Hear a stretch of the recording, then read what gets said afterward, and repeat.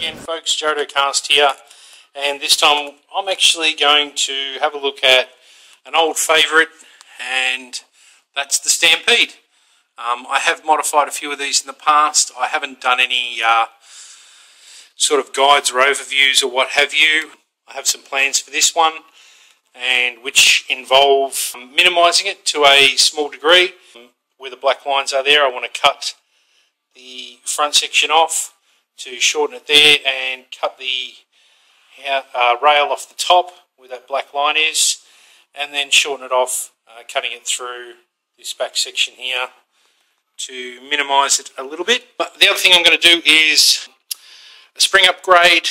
I've got an orange ModWorks spring, as well as I'm going to do a voltage upgrade using a 14.8 volt lipo battery pack, and I'm going to have a look and see if I can't rewire the motors, the drive motor directly. That's what we've got planned. I will go about taking out the screws and pulling the gun apart, and I will be back once I have the blaster ready to open up.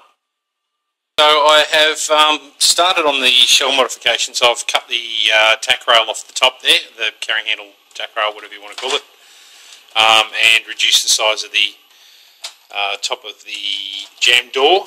I've started cutting through the shell at the back there. I really wish I had a bandsaw like some of the other guys have got. That would be very handy. And I've followed the angles of the yellow shell there at the front, and that's where I'll be cutting through at the front there as well. So I've removed all the screws, so now we're ready to open it up. So we'll just pry that open, and we'll now have a good look at our internals and see just exactly what this blaster involves. The front orange section here, it looks like you can unscrew it and that it might be removable. So for painting options and what have you, that might be a bonus. So I'm probably going to do that, because I do need to, as you can see, cut through these angles and then basically square it off just in front of this brace here. So probably easier to do that off the blaster, so I'll probably do that. As you can see, you've got the same type of thing up the top here. There's the inner barrel extension, which is removable. It comes out, and a little muzzle tip type thing, but we'll be doing away with that because, as I said, I'm minimising it off to here, and you can see where that shell's coming through, being cut through. This is your jam door, which comes off easy enough. You've got a little switch at the front here, which is a magwell switch to detect when there's a mag present.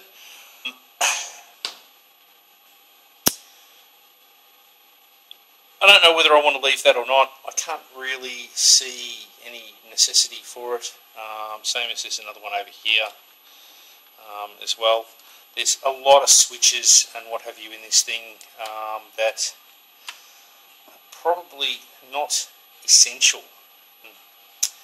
There's a circuit board on the back of the drive motor here, which I'm going to have a closer look at and see if it actually needs to be there, whether it's just a thermistor or whether it's adding resistance or whether it actually serves any purpose at all. At a quick glance from here, I can't see that it serves any purpose at all. There's a couple of small capacitors on it, but which probably is just for a voltage smoothing purpose. So I can't see that it's going to inhibit voltage or anything, or really be of any advantage or disadvantage.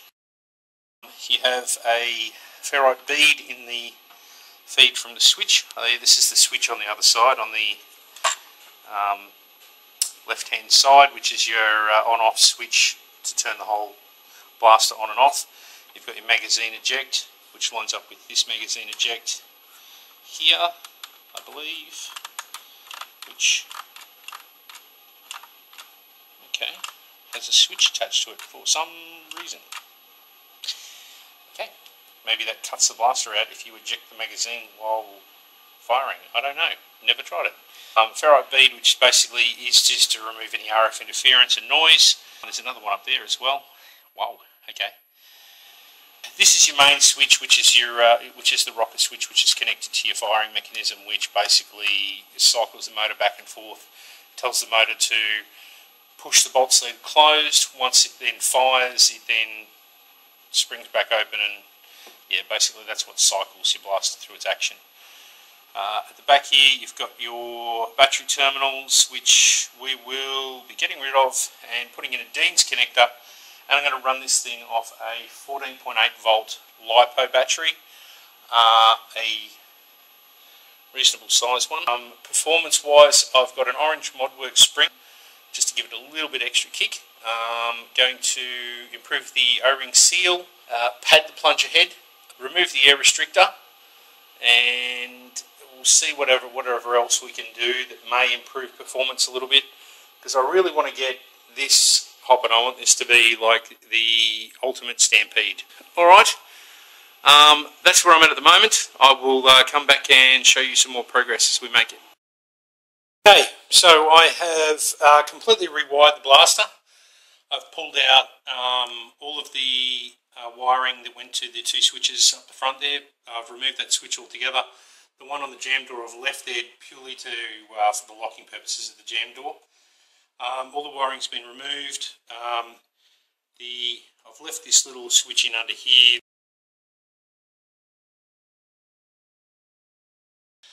The other switches have been removed and all the wiring has been taken out. So now essentially you have the wires from the motor, which are soldered directly to the actual terminals on the motor, so there's not going to be any voltage loss or restriction due to that little circuit board on there. So I've left that in place. There's just a couple of little smoothing caps on each side. Rewired and run the wiring from the motor goes straight back to the rocker switch, which controls the actual firing mechanism and the gear push. From there, the wiring runs straight down to the switch on the other side of the shell, which is your main on-off switch, which I've left in place because I kind of like being able to switch it off completely.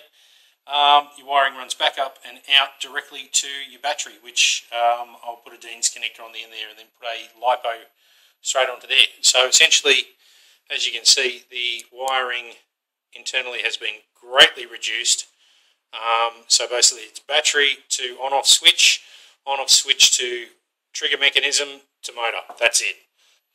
You can see the shell now that's been minimised down a little bit. You can see the overall length and the sort of shape that the blaster is going to be.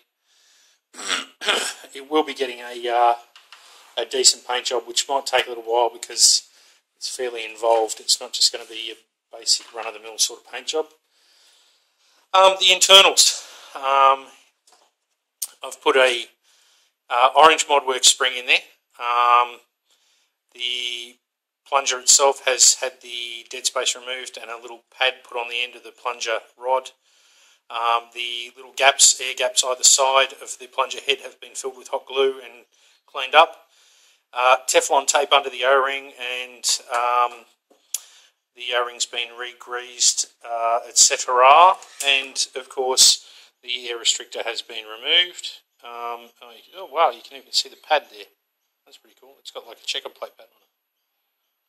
You see that? So that's ready to go back in. But I just thought I'd quickly show you the seal on it because it's basically got like a perfect seal. I was mucking around with it and put a dart in it just to see like at what point the dart would seat in the tube, etc. And you put a dart in.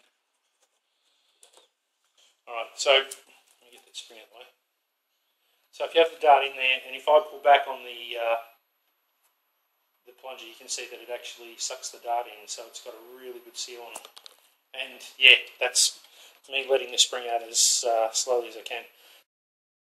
So most of the internal modifications are done. They are still out though, as I'm doing the paint at the moment. The minimisation has been done. As you can see, I've shortened down the stock. That's been had about 2 inches or so cut out of it. Moved the battery tray, etc. forward. The front's cut out of the battery tray. as there'll be a lipo battery going in there. The rail's been removed off the top and the holes closed over, filled in with epoxy putty. These edges here have sort of been rounded off to blend in with it rather than just squaring off.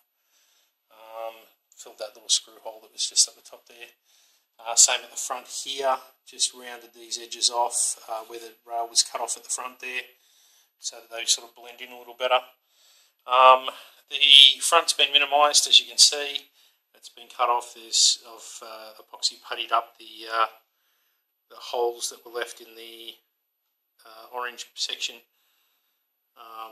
at the front there, encompassing the barrel. I have still got to pull this apart and do a little bit more work to it, so I'll paint the rest of, as you can see, there's still orange showing through in that front section.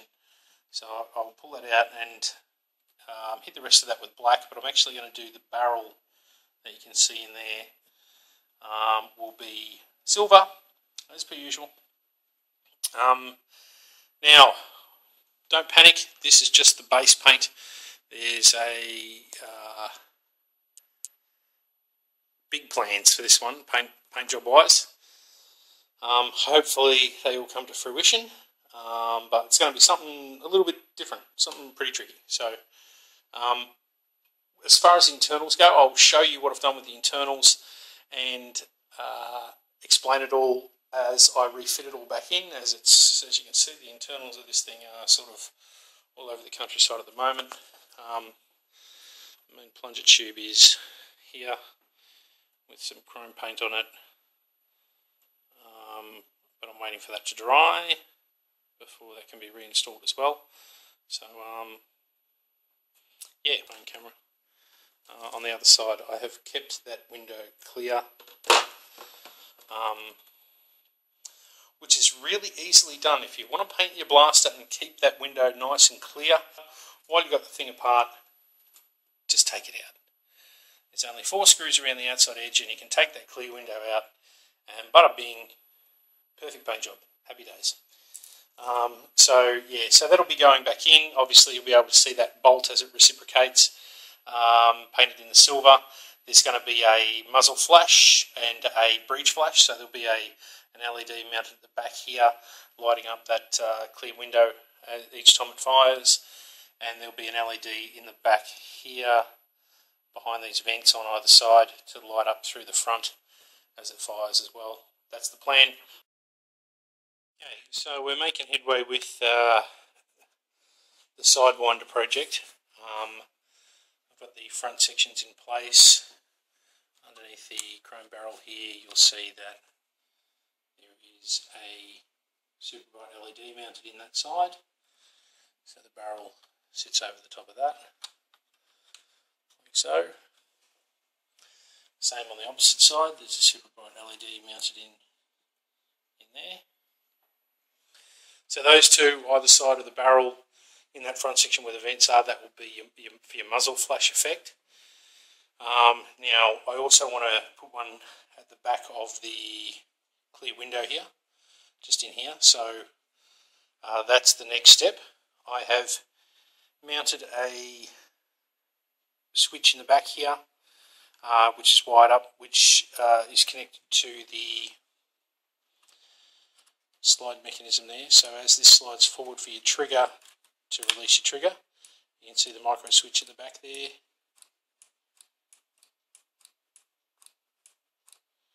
So every time your blaster goes to fire, it will make the connection on that switch, completing your circuit, which will light up the LEDs. So you'll have the breech and the 2 muzzle flash that will all light up simultaneously. Now the wiring for this LED has been run back through and down the handle, and will bridge across at that point. The wiring that goes to the main switch I've cut for now, just so that I could handle the 2 pieces separately. The wiring for the other LED up the side there goes in underneath there, and you can see it runs along behind and then up around, weaving through the motor section, and it will need to make its way into this back section here and connect up with the switch, as will the one from the little window here. So that's the next step. I'll get the wiring configuration all sorted out, get it wired, and then we can go about starting to put it back together. Just before I put it back together, I will show you exactly what I have done mods-wise to the breech. Okay, I'm just going to cover off the mods that I've done to the plunger tube assembly. Obviously, besides the chrome paintwork, because that's the side that will be visible through the window. I have removed the air restrictor, which has been drilled out, and the inner of the tube has been re-greased. This is an orange ModWorks spring. I'm not sure what kilowatts it is. It's actually one I bought a while ago and have had sitting around. I have bought some since, and they're not as long as what this one is. They're slightly shorter, like 5mm shorter.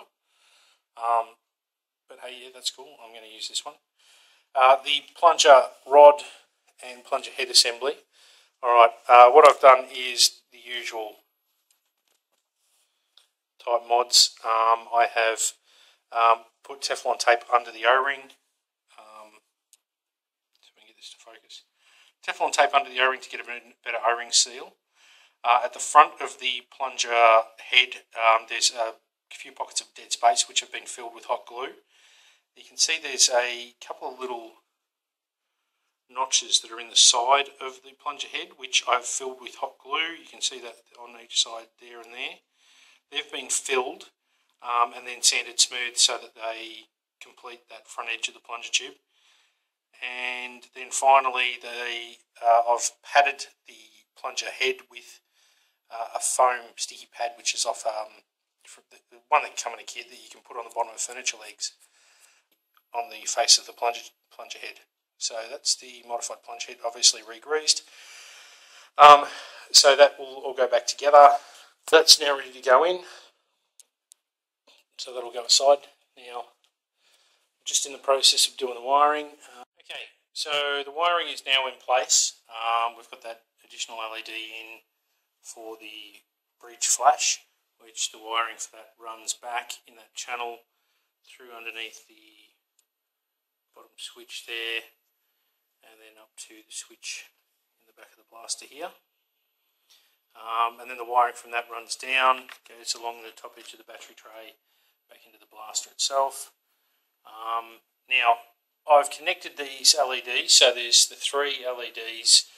Now they are rated between 3 and 5 volt, so they can handle 15 volts if run in series. So I've actually connected them up in series and hooked them up to the power supply for the blaster, which is a 14.8 volt lipo battery pack. So what I'll do is I'll just plug that in and we'll give it a test, and you can see how that works.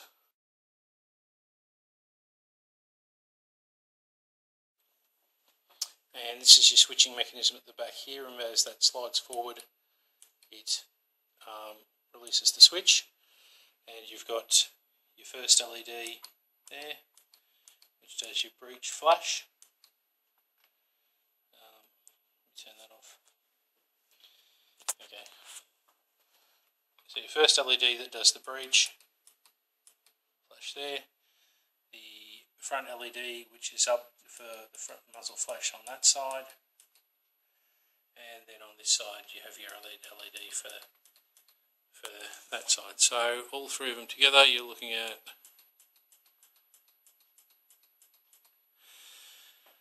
alright, so, and that it all runs off the one power supply, so you don't have any additional batteries or any of that sort of rubbish.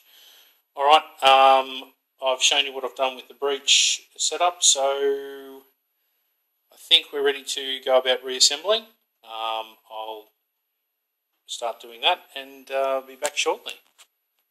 Okay, so the Sidewinder project is now finally finished. This is the Sidewinder in its complete state.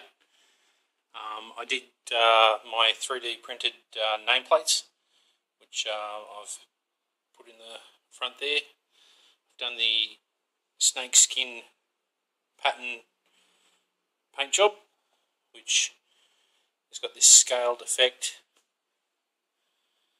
over it, and the concept is to try and look a bit like a diamondback rattlesnake.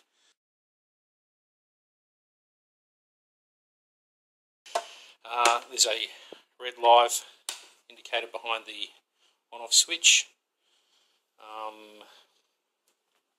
The other side, I've left the window clear so you can view the bolt as it reciprocates, and again you've got the snakeskin type paint job, nameplate. So that's the finished blaster.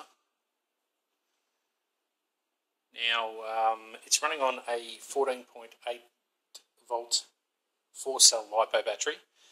It did experience some bump fire, so I've had to pretty much enlist every bump fire remedy that is listed. I've shaven some off the length of the actual firing button. I've taken a little bit of a bevel off the edge of the rotating white piece that sits up against the plunger tube. I've put a return spring on it. I've put a heavier spring underneath on the actual switch itself. Now, what other mods have I done? At the front here, the little lock that pulls up and down for the dart door has got a second small spring nested in with it, just to give that a little bit of extra strength. I've replaced the trigger catch spring with a heavier orange modwork spring. The return spring in the firing release mechanism has been replaced with a stiffer spring as well, so that returns a little bit harder. So all this to try and avoid the bump fire effect. Good.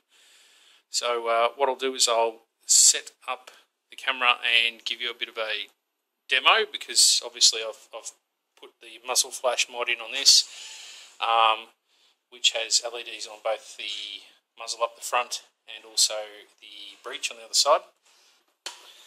I'll turn it on and I'll give you a look at what the muzzle flash looks like.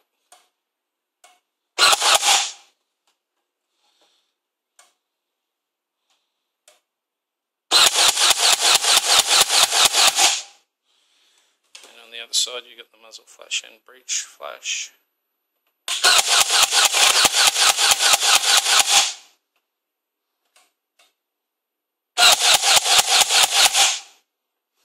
So that's what that looks like. Alright, so what we'll do is I'll set up the chronometer, we'll put it over the chrono and see what sort of pace we're getting out of these darts now.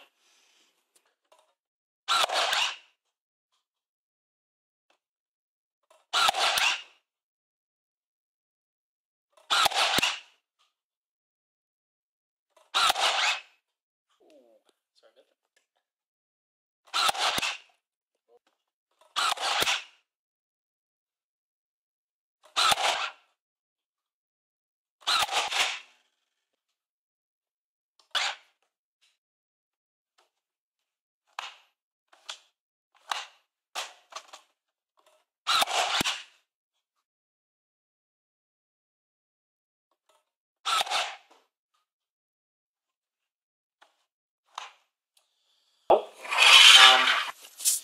Alright, so you get an idea of what it's putting out.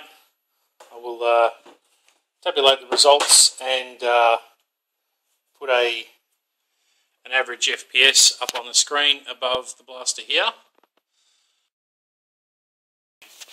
Quite nicely then. Alright, I'll set the camera up and we'll do a cyclic rate test. So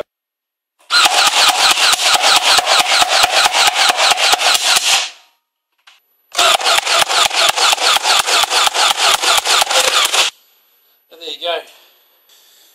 Alright, so that's the Sidewinder Stampede. You've seen all the, yeah, sorry the video was quite long, but yeah, as you saw, there's a fair bit of modifications going into this and quite a few little features and what have you. So, but that's the finished product. I hope you like it. Thanks for watching. Please subscribe, and I'll see you on the next mod. Cheers.